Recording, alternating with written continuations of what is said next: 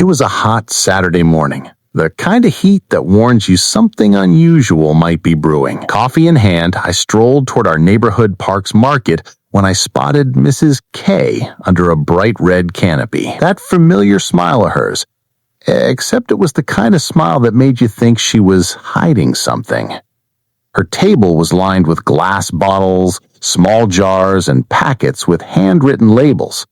To passers-by, she was saying, "All natural, homemade," but from where I stood, there was a sharp, pungent scent that didn't match ordinary herbal tea.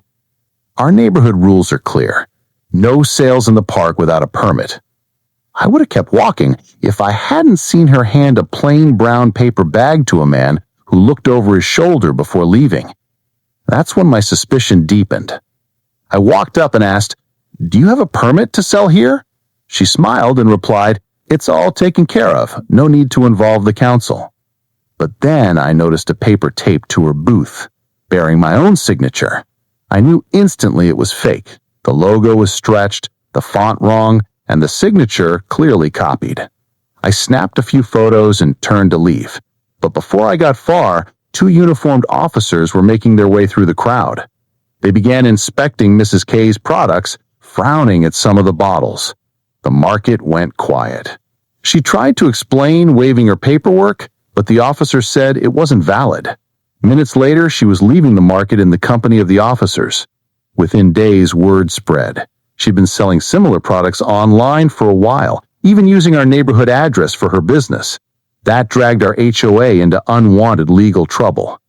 At an emergency meeting, our president said firmly, "We're going to recover every cent we've spent clearing our name.